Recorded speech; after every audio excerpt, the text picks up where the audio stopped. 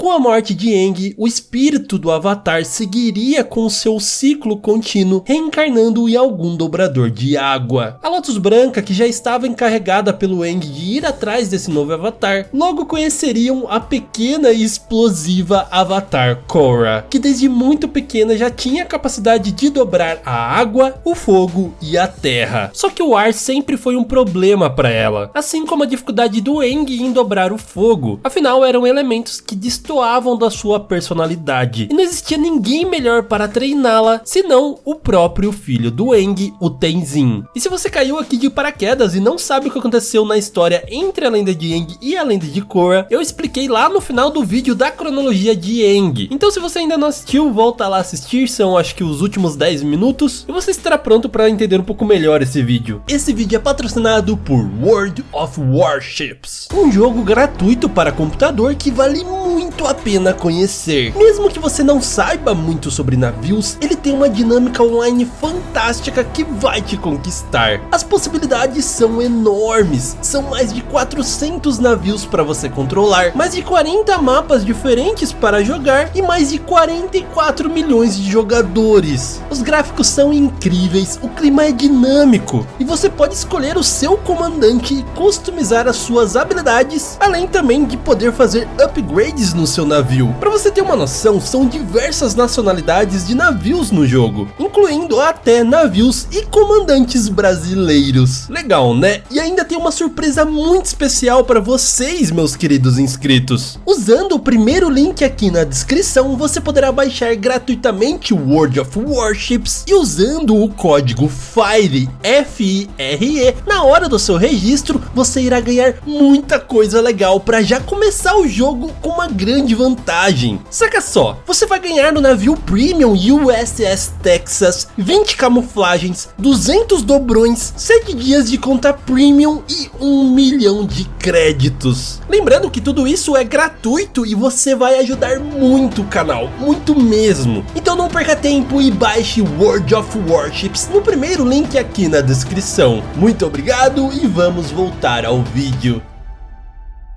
Quando o Tenzin chega para começar o seu treinamento, ele tem que voltar diretamente para a Cidade República para resolver uns BOs lá políticos. Só que a Korra já estava explodindo de ansiedade e ela não queria mais esperar para começar o seu treinamento. Então ela, com a Naga, sua urso polar cachorro, vão até a Cidade República sozinhas em busca do Tenzin. Só que claro, ela ia acabar em alguma confusão. Ela tenta impedir uns ladrões lá, mas tudo acaba muito mal, ela acaba destruindo muito a cidade e ela acaba lá na cadeia com nada mais, nada menos do que a própria Lin Beifong, a filha da Toph, que sucedeu a sua mãe como chefe de polícia da cidade. Então ela dá um leve puxão de orelha nela e acaba sendo liberada. Só que ao invés de chegar até o Tenzin, ela acaba se deparando com um campeonato de dominação profissional, um esporte extremamente interessante de luta e dominação de território, composto por 3 dobradores, um de cada elemento: água, fogo e terra. Afinal, nessa época é apenas o Tenzin e seus filhos que sabem dobrar o ar. E lá ela acaba se encontrando e fazendo parte do time Furões de Fogo, composto pelo Mako, o capitão e dobrador de fogo, que é todo sério e centrado, e também o seu irmão Bolin, o dominador de terra, super descontraído e bobão. A Korra tem um pouco de problema no início, mas logo ela se acostuma e ajuda o time a avançar cada vez mais no campeonato. Até mesmo o Tenzin fica empolgado com esse esporte. O problema é que todos ali estavam muito quebrados e sem dinheiro, e por isso o Bolin acaba aceitando uma grana dos Ameaças Tripla, que é uma das gangues da Cidade República, e claro que isso seria uma enrascada. Em busca dele, a Korra junto com o Mako acabam se deparando pela primeira vez com os T-bloqueadores, lutadores capazes de bloquear o poder da dobra por um determinado tempo, e esses faziam parte dos Igualitários, que é uma organização de revolucionários radicais liderados pelo sinistríssimo Amon. E eles acreditavam que a existência dos dobradores faziam a sociedade ser injusta. Afinal, os dobradores tinham muito mais direitos e também muito mais poder sobre os não dobradores. E o que eu acho mais legal em Avatar: A Lenda de Korra é que a maioria dos antagonistas vem com uma ideia que em si não é algo errado. A luta dos igualitários tem uma premissa muito real. O problema é a forma que eles fazem isso. Mas todos os vilões, vocês vão ver mais pra frente, eles sempre trazem algo que te faz questionar. Você olha e fala,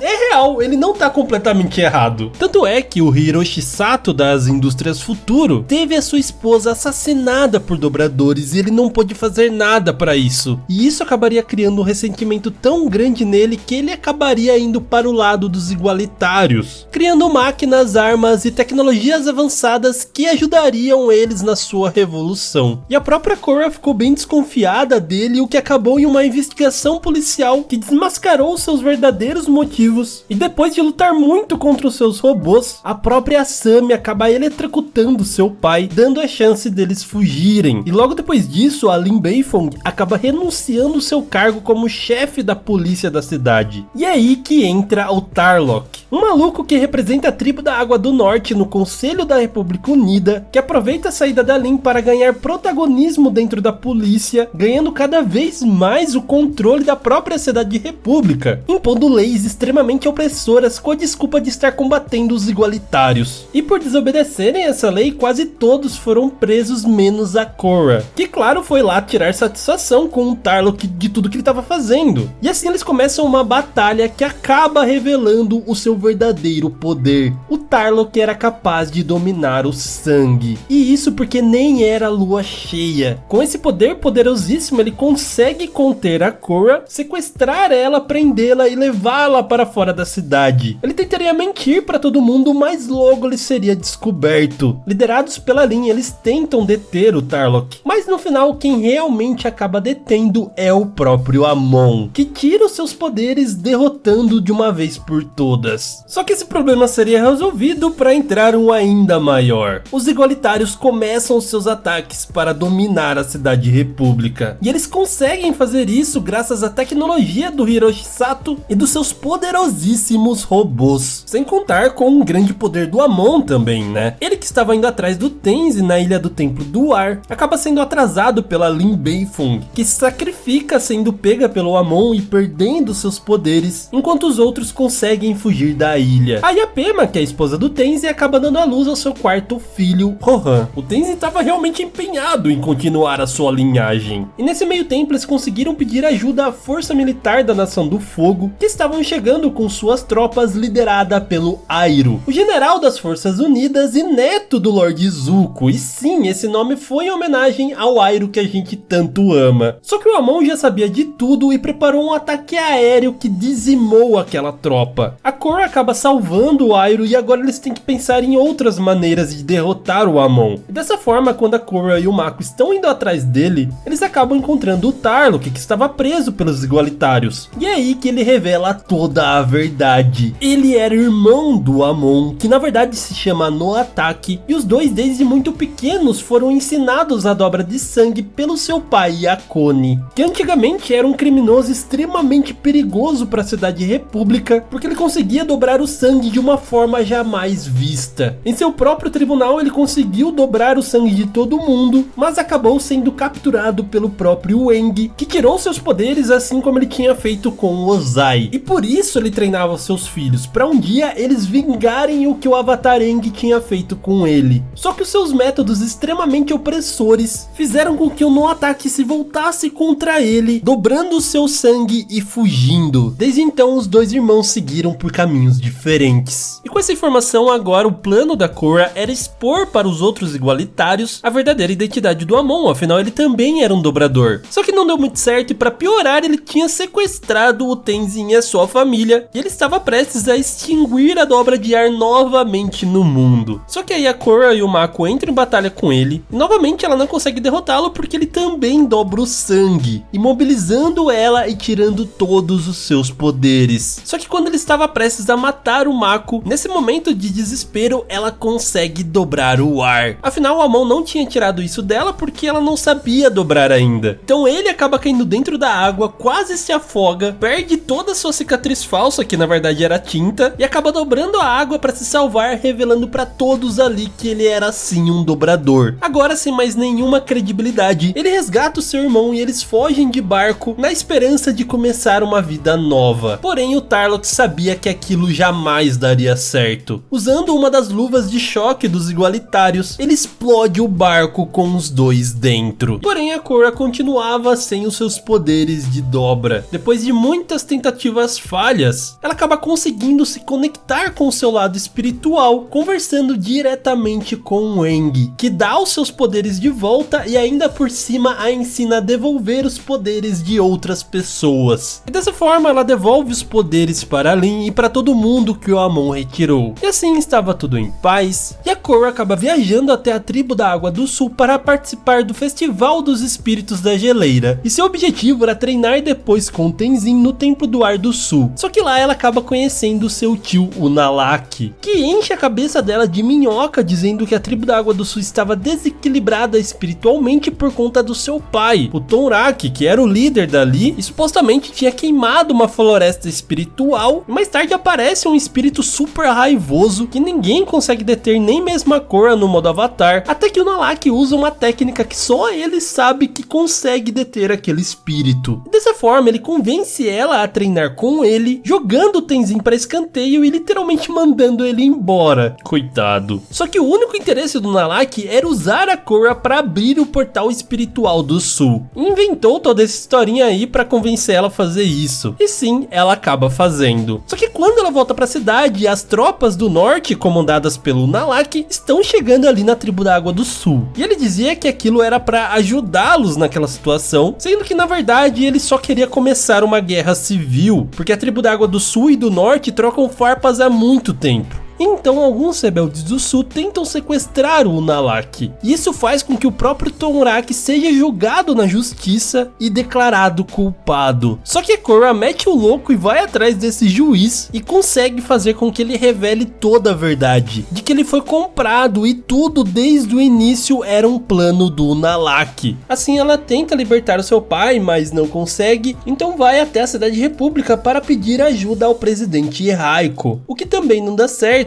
porque ele quer se manter neutro nessa situação. E enquanto isso, o Bolin com a Sami acaba fechando uma parceria com o milionário Valric, que compra parte das indústrias Futuro, que já estava falindo, em troca dele poder dirigir um filme que era quase uma réplica do que eles estavam vivendo. E nessa aí, o Bolin acabou virando um astro de cinema. Então a Korra decide ir até o príncipe Zuko para pedir ajuda para ele, porém no caminho ela é interceptada por Desna e Eska, que perseguem ela, além de um gigante espírito maligno, que acerta a Korra e ela acaba acordando numa ilha da Nação do Fogo sem nenhuma memória de quem ela é. Então, numa viagem em busca da sua identidade, ela acaba se conectando com o One, o primeiro Avatar, e aprende a história de como ele se tornou o primeiro Avatar, unindo sua alma ao espírito de Raava. E se vocês quiserem saber dessa história com detalhes, voltem lá pro meu vídeo da história completa de Avatar, a Lenda de Aang, que eu explico lá bem no comecinho mesmo. E aí que a gente entende que o verdadeiro plano do Nalak era usar a Korra para abrir o portal, para chegar até o mundo espiritual e libertar o espírito do Vato, se tornando uma espécie de Avatar invertido. Então quando a Korra recupera suas memórias, ela vai diretamente até o Tenzin, para ele ajudá-la a se conectar com o mundo espiritual. Porém ele não tinha muita experiência e habilidade com isso, e quem ajuda ela é na verdade a sua filha, a Jinora. E lá no mundo espiritual ela acaba ficando perdida e com medo, até que ela se encontra com o próprio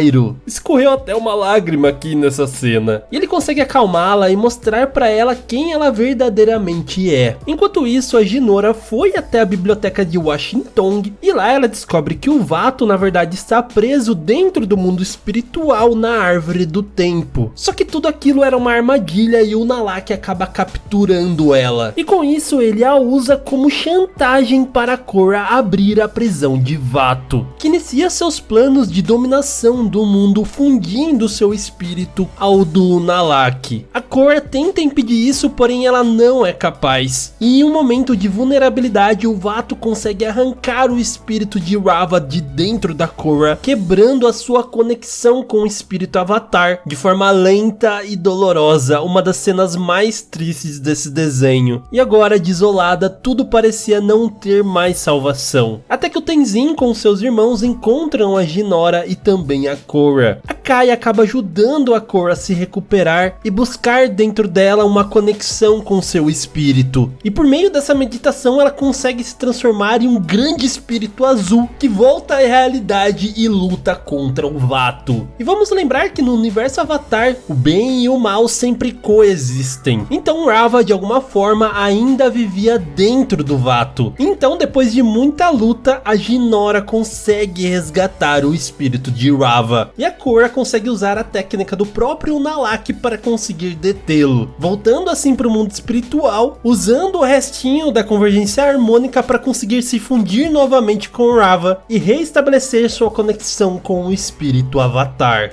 E com tudo isso resolvido, ela chegou em um dilema. Ela deveria ou não manter os portais para o mundo espiritual abertos? Será que a escolha do primeiro Avatar One foi correta? Então ela decide manter os portais abertos. De agora em diante, os humanos deveriam aprender a conviver junto com os espíritos. Mas é claro que isso não daria muito certo. Os espíritos acabariam invadindo a cidade, crescendo seus cipós por ali, o que irritou muitas pessoas que viviam ali. Então mesmo salvando o mundo, a Korra nesse momento estava sendo completamente odiada. Tanto que o próprio presidente acabou banindo a Korra da cidade república. Só que com essas mudanças no mundo espiritual, algo muito interessante aconteceu na realidade. Pessoas por todo o planeta começaram a dobrar o ar. Inclusive o Bumi, que merecia muito saber isso mesmo. E dessa forma, liderado pelo Tenzin, eles começaram a viajar o mundo em busca de outras pessoas que também começaram a dominar o ar, para que assim ele conseguisse restaurar ainda mais a cultura tradicional desses dobradores. Só que nem tudo eram flores. Um prisioneiro extremamente perigoso chamado Zahir desenvolveu também esses poderes e ele usou isso para conseguir escapar. E ele era na verdade um membro da Lotus Vermelho, mesmo sem nenhum poder ele já era super apelão. E agora com ele foi capaz de ir atrás e resgatar todos os seus companheiros, reunindo novamente essa organização anarquista que tinha como objetivo ver o mundo sem nenhum tipo de liderança ou hierarquia. Já o time Avatar acaba indo para o reino da Terra atrás dos dobradores de ar, só que eles não os encontram, apenas um menino chamado Kai. Aí eles chegam até Ba Sing Se, o Bolin e o Mako acabam conhecendo uma linhagem da sua família que eles nem sabiam que existiam, e depois descobrem que a rainha estava capturando esses dobradores de ar, meio que para formar um exército. A Jinora com a sua projeção astral consegue descobrir onde eles estão e consegue libertar todo mundo dali. Só que a rainha viu isso como um ato de querer iniciar uma guerra. Essa véia é bem doida mesmo. O Tenzin então pega esses novos dobradores e começa a treiná-los. Enquanto isso, a Korra continua sua busca indo para Zaofu, uma cidade de dobradores de metal fundada pela Su, a outra filha da Toph. E a filha dela, a Opal, era uma nova dobradora de ar. E no tempo que eles ficaram lá, a Su decidiu ensinar a dobra de metal para a Korra e para o Bolin também. Só que as coisas começaram a ficar bem tensas, porque a Lin e a Su não se davam nada bem, elas não se falavam há muitos anos, e tinham muitos assuntos pendentes para resolver. A Lin tentou de tudo, mas o que realmente resolveu foi as duas entrarem na porrada. Clássico de dobradores de terra mesmo. E com as bases feitas, a Opal acaba decidindo ir junto com eles treinar no Templo do Ar. Só que lá, meus amigos, a coisa estava ficando feia, porque o próprio Zahir, agora todo careca, se infiltrou lá no templo dizendo que ele queria ser um aprendiz. Só que na verdade ele só queria ir atrás da Korra mesmo. Só que a Kai acaba reconhecendo ele e os dois brigam, mas ele consegue fugir com a informação de que a Korra estava em Zaofu. E dessa forma ele com seus companheiros vão até lá e quase conseguem capturar a Korra. Só que a segurança daquela cidade era tão avançada que era muito estranho eles conseguirem invadir e também escapar do jeito que eles fizeram. E assim eles descobrem que o Ai Wei, o conselheiro direto da Su, era um infiltrado trabalhando diretamente para o Zahir. Só que quando eles descobrem isso, ele também consegue fugir. E a Korra decide procurá-lo, se conectando com o mundo espiritual. Só que quem acaba aparecendo por lá é o próprio Zahir, que que confronta a Korra e explica todos os motivos da Lotus Vermelho, que todos os líderes daquele mundo deveriam cair, inclusive o próprio Avatar, e que só assim o mundo seria verdadeiramente justo e equilibrado. Só que todo esse papinho era só uma distração para eles conseguirem capturar o seu corpo na vida real. Então quando ela acorda, ela está completamente presa, e quem havia capturado era a Rainha da Terra, que estava trabalhando junto com a Lotus Vermelho. Só que quando ela terminou de fazer o que eles queriam, claro que eles se rebelaram contra ela. O Zahir finalizou tirando todo o seu ar, derrubando a rainha e também os muros de Ba Sing Se. Só que não deu nem tempo da Korra ficar sabendo dessa história, que a Lotus Vermelha já estava lá no Templo do Ar do Sul. Os dominadores de ar tentam resistir, porém acabam derrotados e capturados. E nessa situação a Korra decidiu se entregar em troca dos prisioneiros, afinal o que eles queriam realmente era o Avatar. Só que claro que nada seria fácil assim. O resto do time Avatar foi atrás de conseguir resgatar os outros membros, e no meio disso o Bolin descobriu que ele consegue dobrar a lava, salvando assim o Tenzin e depois escapando com o Kai, que tinha se safado lá no ataque do Templo do Sul. E eles também quase conseguiram resgatar a Korra das mãos do Zahir. Só que do nada o humano simplesmente começou a voar. E eu sei que muita gente não gostou disso, mas eu acho que até que faz sentido. Se você conseguir dobrar o ar à sua volta de uma maneira que consiga deslocar o seu próprio corpo, eu acho que seria possível sim um dobrador de ar conseguir voar. Mas enfim, né, logo depois disso, quando a Pelin está prestes a dar um ataque de combustão, a Suin envolve a cabeça dela com metal, derrotando o primeiro membro da Lotus Vermelho e deixando o Zahir levemente abalado. E agora que ele finalmente está com a Korra em suas mãos, ele injeta um veneno com uma espécie de metal líquido nela, para que assim ela seja forçada a entrar no modo Avatar, e seu plano seria matá-la nesse estado, porque dessa forma seria encerrado o ciclo de reencarnações do Avatar. E no meio do seu estado Avatar, ela consegue se libertar e ir pra cima meter a porrada no Zahir. Porém ela estava meio debilitada pelo veneno, então ela não estava conseguindo derrotá-lo. E para que isso finalmente fosse feito, a Jinora comanda um grande movimento de dobração de ar, dando chance deles finalmente conseguir prendê-lo. Já a Korra, coitada, estava agonizando. Ela estava literalmente quase morrendo. Até que a Suin aparece e consegue tirar aquele veneno de metal de dentro dela. Isso a salvou da morte, porém ela continuou muito mal. Ela teve que ficar em uma cadeira de rodas, completamente devastada. A notícia boa é que nesse mesmo dia a Jinora recebe as suas tatuagens, representando a sua plena dominação do ar depois dos feitos dela naquele dia. E 3 anos se passaram e algumas coisas mudaram. O Mako foi promovido a guarda-costa do príncipe do Reino da Terra, esse moleque bobo e irritante. E o Bolin estava trabalhando diretamente para a Kuvira, que era a filha adotiva da Suin, capitão da cidade de Zalfo, e atualmente quem liderava ali o Reino da Terra, enquanto eles não tinham outro substituto para o trono. E ela não estava nem um pouco contente com a ascensão do príncipe Wu ao poder. Afinal, ele era mole demais e ela acreditava que o Reino da Terra precisava de alguém com pulsos fortes para governá-la. Mas enfim, os danos que o Zahir deixou na Korra eram gigantescos. Ela passou 2 anos no sul se cuidando e tratando junto com a Katara, até que ela decidiu que iria voltar para a Cidade República para ficar perto dos seus amigos, na esperança de que isso iria ajudá-la. Porém não foi nada assim, ela nunca nem chegou à Cidade República. Ela estava sofrendo um dilema de que ao mesmo tempo que ela era o Avatar, ela estava muito fraca até mesmo para proteger qualquer pessoa, e isso é um dos deveres do Avatar, além também de não conseguir se conectar espiritualmente com seus antigos espíritos, e ainda tinha alucinações do seu eu do passado no modo Avatar, toda perturbada e sinistra. E assim ela decide mudar de visual, cortando o seu cabelo e indo até o mundo espiritual em busca de respostas e soluções para os seus problemas. E nessa sua saga, um espírito acaba levando ela para um lugar e ela acaba acordando em nada mais, nada menos do que na presença da Toph Beifong. Ela que estava super velha, mas não mudou nem um pouco do que ela era antes. E logo ela percebeu que a Korra continuava enfraquecida porque ainda tinha resquícios do veneno de metal dentro dela. E ela até tentou tirar esse metal, porém ela não conseguiu porque ele estava associado com os traumas e o psicológico da Korra. Sendo assim, ela seria a única a conseguir eliminar aquilo do seu corpo, superando seus medos e seus traumas e dominando aquele metal. Só que ela não ficou nem um pouco feliz com essa notícia e até se irritou e brigou com a Toph. Enquanto isso, o Tenzin acaba descobrindo que a Korra está desaparecida já faz um bom tempo. O seu pai achava que ela estava na Cidade República, só que ela nunca apareceu lá, e o Tenzin achava que ela continuava lá no sul. Então ele acaba convocando os seus filhos, o Milo, a Ikki e a Jinora, que agora tem esses uniformes super descolados, a irem atrás da Korra. E depois de um tempo eles conseguem achá-la junto com a Toph. E dessa forma deu tempo para a Korra repensar tudo que ela estava fazendo e finalmente conseguiu extrair aquele metal que tinha dentro dela, restaurando o seu estado avatar. E agora recuperada, ela vai atrás de cobrar a Kuvira, que nesse meio tempo, quando Wu foi ser declarado como novo rei, ela simplesmente se negou a passar esse posto para ele, começando uma espécie de regime totalitário onde todos do Reino da Terra deviam se curvar a ela e às suas leis. E esse seu plano já acontecia por baixo dos panos há muito tempo, e agora o único lugar que faltava ela dominar era sua própria terra natal, a cidade de Zaofu.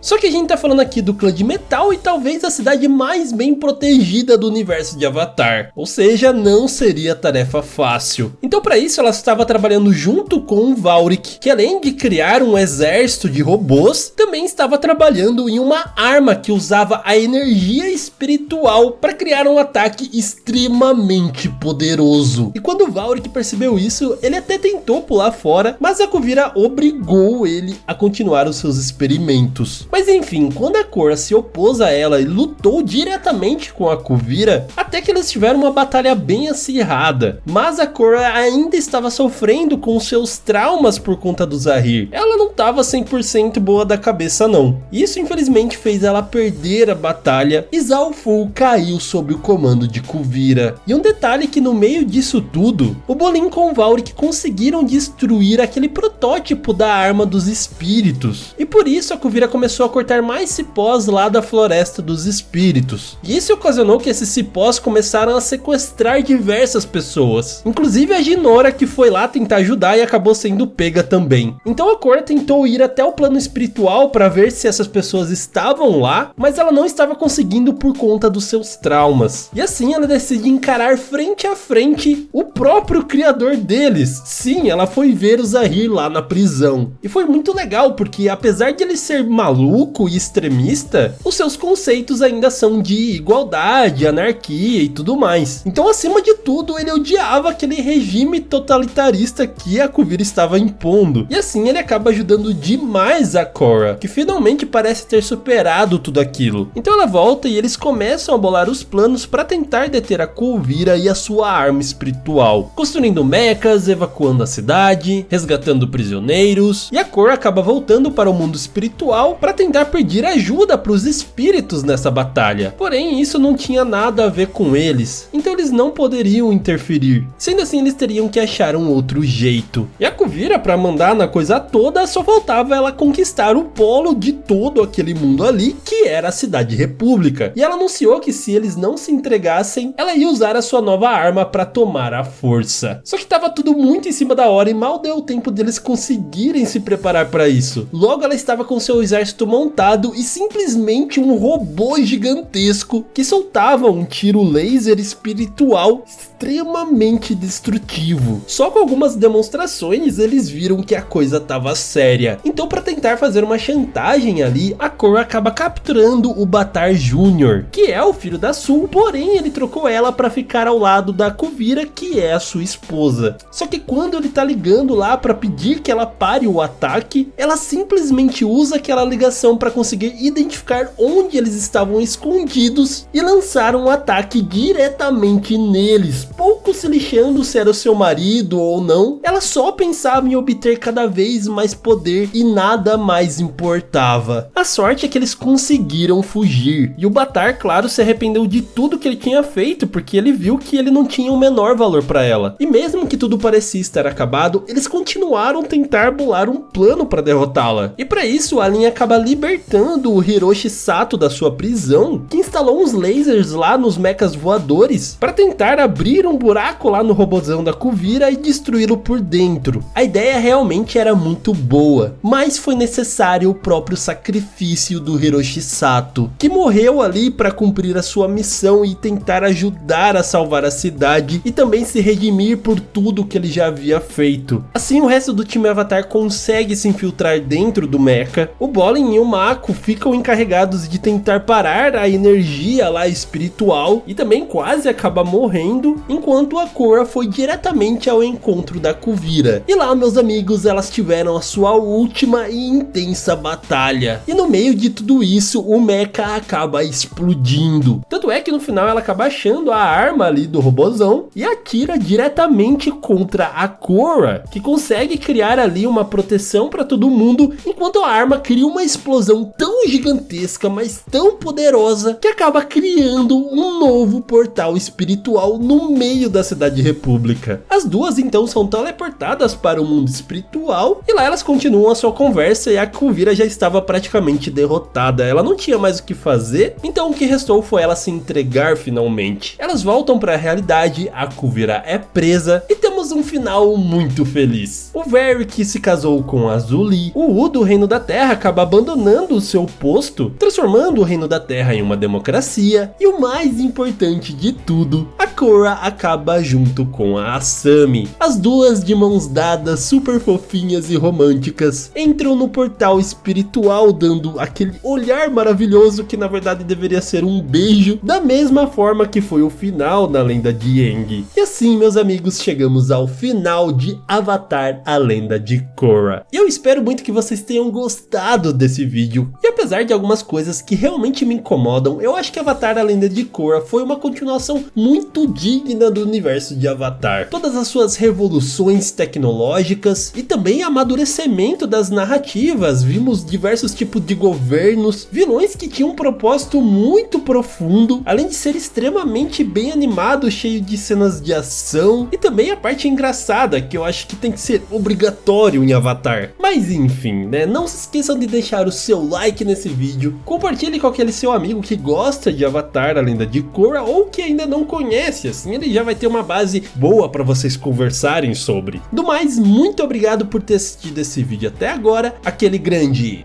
beijo no seu coração de melão e tchau!